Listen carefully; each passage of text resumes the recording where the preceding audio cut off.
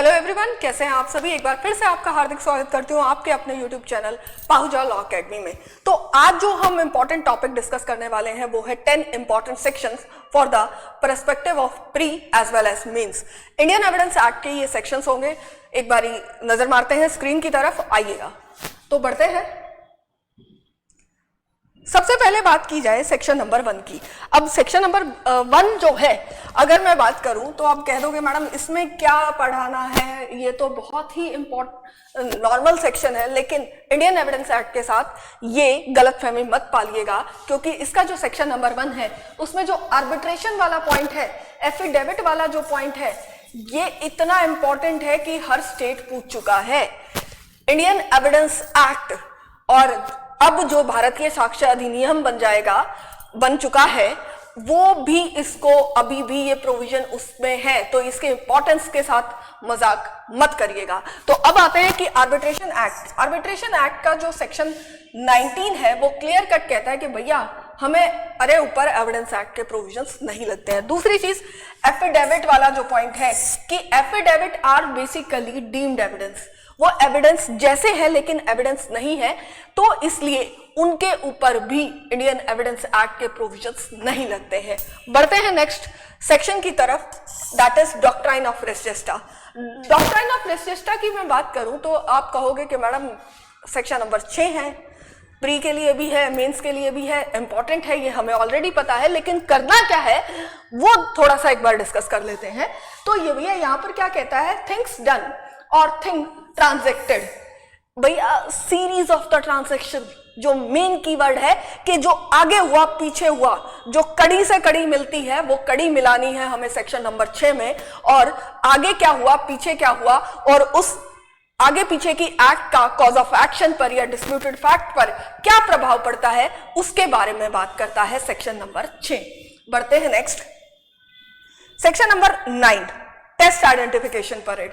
भैया test identification parade की अगर मैं बात करूं तो ये सेम प्रोविजन हम सेक्शन नंबर 54A में भी पढ़ते हैं सीआरपीसी में।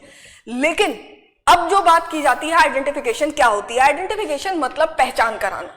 पहचान कैसे कराई जा सकती है, फोटो दिखाकर, वॉइस दिखाकर, वॉइस सुनवाकर आप जो है, या फिर अब ब्लाइंड बंदा है या ऐसा बंदा है जो डेफ एंड डम्ब है, स्पेशली एबल्ड है, तो उसको कैसे कराओगे, वो टच करके भी आपको पहचान करा सकता है। लेकिन आइडेंटिफिकेशन कब कराई जाती है, जब एक्यूज्ड और विक्टिम जो है वो एक दूसरे को नहीं जानते हैं, जब आपस में दोनों का भाईचारा है, दोनों की रिश्तेदारी है, तो वो कहां से जानेंगे, या फिर उस पर्सपेक्टिव में हमें कोई जरूरत नहीं होती है आइडेंटिफिकेशन करवाने की। अब बात की जाए कि आइडेंटिफिकेशन कैसे कराई जाती है, इस पर एक Rashmi Rai Sethi versus state of Tamil Nadu case आया था, लैंडमार्क जजमेंट है कि फोटो दिखाकर भी, फोटो के बेसिस पर भी जो है आप अगले को पहचान करवा सकते हैं। Rashmi Rai Sethi versus state of Tamil Nadu, landmark judgement है, याद रखिएगा। अब बढ़ते हैं section number 17, that is admission. Admission की मैं बात करूं तो एडमिशन रिटर्न भी हो सकता है, डॉक्यूमेंट में भी जा सकता है, ये ऑरली भी हो सकता है। एडमिशन जो है, आपने अगर किसी फैक्ट को एडमिट कर लिया तो ये आपके ऊपर एस्टोपल लगा देगा। क्या लगा देगा?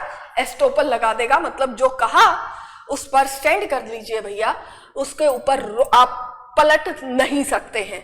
अब बात की जाए, it is a statement that is can be in oral form, that can be in a documentary form. लेकिन यहां पर अगर मैं बात करूं तो जो भी एडमिशन कर रहे हो वो आप वॉलंटरी कर रहे हो, अपनी मर्जी से कर रहे हो, अपनी इच्छा से कर रहे हो। तो यहां पर वॉलंटरली जब एडमिशन दिया जाता है चीज का, किसी भी बात का, किसी भी फैक्ट का, तो उस चीज को या उस पॉइंट को हम एडमिशन कहते हैं। लेकिन that admission must be a voluntarily. इसमें जो है 17, 18, ये 19 और 20 इन सेक्शंस को करे बिना सोचना भी मत कि एविडेंस को आप छू भी सकेंगे, क्योंकि एडमिशन इतना इंपॉर्टेंट टॉपिक है मेरे भाई, ये चीज याद रखिएगा। अब आते हैं स्टूडेंट्स सेक्शन नंबर 24 की तरफ, कन्फेशन। अब कन्फेशन की बात करते हुए हम डेफिनेशन आते हैं, तो definition Pakala Narayana Swami, landmark judgement, you all must be aware about this. लेकिन सेक्शन नंबर 25 के कन्फेशन पुलिस वाले के सामने दिया गया कन्फेशन जो है एडमिसिबल नहीं होता है। और इसमें जो इंपॉर्टेंट पॉइंट है कि सेक्शन नंबर 27 जो कि आपका एक्सकल्पेटरी और इनकल्पेटरी दो स्टेटमेंट होती हैं कि सेल्फ फेवरिंग स्टेटमेंट जो है वो एडमिसिबल नहीं होती है, लेकिन जो सेल्फ के अगेंस्ट आपने स्टेटमेंट दी है वो एडमिसिबल होती है। ये इंपॉर्टेंट मार्क कर लीजिएगा। ये सेक्शन जो है अक्सर एग्जाम में पूछा जाता है। मोहम्मद इनायतुल्लाह का जो लैंडमार्क केस है वो इसमें आता है, ये याद रखिएगा। और सेक्शन नंबर 25 से रिलेट करता हुआ सेक्शन 26 भी जो है वो आ जाता है कि अगर कन्फेशन आपने मजिस्ट्रेट साहब के समक्ष, पुलिस वाला भी है और मजिस्ट्रेट साहब भी हैं, तो उसकी क्या रेलेवेंसी होगी, वो वाला पॉइंट भी सेक्शन नंबर 26 में आपका कवर करना होगा आपको, क्योंकि ये इंटरलिंकिंग के बिना लॉ नहीं चलता है, ये तो आप अच्छे से जानते ही हो। तो बढ़ते हैं next, that is section number 32 clause number 1 dying declaration. Many of you have a confusion कि 32 कंप्लीट डाइंग डिक्लेरेशन है। 32 का क्लॉज 1 जो है भैया वो डाइंग डिक्लेरेशन है। अब बात करते हैं मेन पॉइंट की। डाइंग डिक्लेरेशन में हमने क्या क्या पढ़ना है? रिकॉर्डिंग, डीडी की रिकॉर्डिंग, डाइंग डिक्लेरेशन की रिकॉर्डिंग कैसे की जा सकती है, ऑडियो वीडियो कराना है, लिख के देना है, कैसे कराना है, वो तरीका, किसको आप डाइंग डिक्लेरेशन भेजेंगे, to whom it is made, किसी को भी भेज दीजिए भैया, एनीवन, कोई भी ले सकता है। जो डाइंग डिक्लेरेशन है वो कोई भी ले सकता है, एक पुलिस वाला भी लेगा, एक मजिस्ट्रेट भी लेंगे और एक नॉर्मल लेमैन भी आपका ले सकता है। Dying declaration can be made to any person.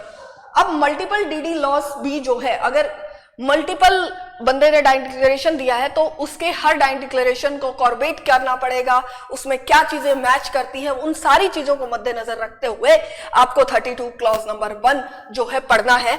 ये सेक्शन जो है आपका pre as well as mains दोनों में ही आता है और कोई स्टेट जुडिशरी या एडीए एपीओ नहीं होगा जिसने 32 क्लॉज 1 को नहीं पूछा है। अब बढ़ते हैं नेक्स्ट क्वेश्चन की तरफ। Opinion of expert, landmark judgement से भरा हुआ सेक्शन है।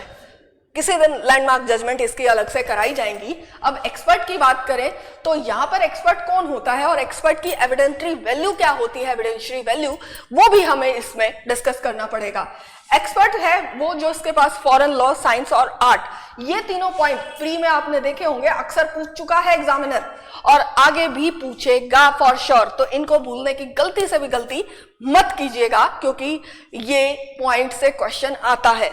अब बात की जाए सेक्शन नंबर 45 के साथ जो है 47 और 48, दीज आर द प्रोविजंस जिनको किए बिना एविडेंस नहीं होगा, एक्सपर्ट एविडेंस, ये याद रखना मेरे भाई। अब बढ़ते हैं next, section number 101 and 102, burden of proof. Burden of proof में आपको कौन सी कमेटी से आया था, उसकी नेचर क्या है, बर्डन ऑफ प्रूफ होता क्या है, बर्डन ऑफ प्रूफ किसके ऊपर लाई करता है, और with special reference to section 107 and section 108, 7 साल और जो 30 साल वाला जो पॉइंट है, लाइफ और डेथ का जो पॉइंट है, वो आपको इसमें याद रखना पड़ेगा।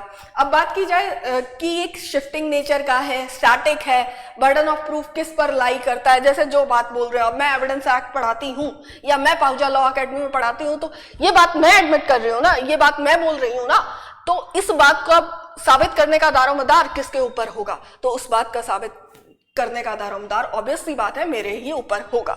अब बात करते हैं सेक्शन 107 और 108, these are the most important section, लेकिन ये सिर्फ और सिर्फ प्रीलिम्स के लिए याद रखना भैया, ये मेंस में बहुत कम चांसेस होते हैं। लेकिन बर्डन ऑफ प्रूफ में अगर मैं बात करूं तो आपको 102, 103, 104, 105 ये वाले सेक्शंस याद रखिएगा। जनरल एक्सेप्शन से रिलेट करता हुआ जो सेक्शन है वो आपको याद रखना है। एक डाइंग डिक्लेरेशन की 104 की इलस्ट्रेशन नंबर 1 आती है, मोस्ट इंपॉर्टेंट है, वो मार्क करिएगा। बढ़ते हैं next, section number 112, proof of legitimacy. भैया हमेशा एक चीज याद रखनी है कि बाप का नाम जो है वो पिक्चर में होता है, मां कौन है वो कभी भी सवाल नहीं होता है। माँ वो होती है जो जन्म देती है, बाप का नाम ही हमेशा डिस्प्यूटेड होता है। तो बाप यानी कि लेजिटिमेसी, बच्चा लेजिटिमेट है या नहीं है, उससे जुड़ा हुआ ये section number 112 Indian evidence act का आपका डील करता है। इसमें दीपनविता रॉय, नंदलाल वासुदेव बड़वायक, ये दोनों लैंडमार्क केसेस हैं, ये आपको हर हालत में करने हैं। अब बात की जाए 280 दिन, अगर शादी हुई है, इसमें क्या याद रखना है, शादी हुई है उसके तो duration with in the continuance of the marriage, या शादी टर्मिनेट होने के बाद। शादी टर्मिनेट कैसे होती है, या तो डेथ से या डाइवोर्स से। अगर उसके शादी टर्मिनेट होने के 280 दिन के अंदर अंदर अगर बच्चा पैदा हुआ या कंसीव हो जाता है तो भैया ये उसी का होगा जिससे कि आपकी शादी हुई थी। अब बात करते हैं subsistence of valid marriage, that is the main keyword, कि जो शादी है वो वैलिड मैरिज होनी चाहिए तभी वो पॉसिबिलिटी है। लेकिन यहां पर कुछ एक्सेप्शंस भी हैं कि अगर फिजिकली दोनों के बीच में कोई रिलेशन नहीं बिल्ट हुआ है, they were not having any sexual relation between the two partners husband and wife, तो कहां से बच्चा आया। वो डीएनए वाला जो केस है नंदलाल वासुदेव बड़वायक, वो केस आपको यहां पर लिखना ही पड़ेगा at any house situation. Again this case law is most important, this section is most important for your pre as well as mains exam. बढ़ते हैं next, section number 137, examination in chief, cross और re. ये तीनों terminologies ऐसी है जो कि पूछी जाती है। अब एग्जामिनेशन इन चीफ की मैं बात करूं, ट्रायल का ये पार्ट है, जब आपको जिस वकील ने बुलाया वही एग्जामिनेशन करता है, वो आपसे सवाल जवाब करता है, तो उसको बोलते हैं एग्जामिनेशन इन चीफ। क्रॉस का जैसे मतलब आपको पता ही है, क्रॉस मतलब कहीं ना कहीं से अपोजिट आ रहा है। तो क्रॉस जब एग्जामिनेशन इन चीफ होने के बाद सामने वाली पार्टी आपसे सवाल पूछती है, उसको बोला जाता है क्रॉस एग्जामिनेशन। और क्रॉस एग्जामिनेशन खत्म होने के बाद अगर कोई नया फैक्ट कोर्ट के सामने आया है या नए आपके जो वकील साहब है उनके सामने आया है, तो ऐसे सिचुएशन में री एग्जामिनेशन होता है।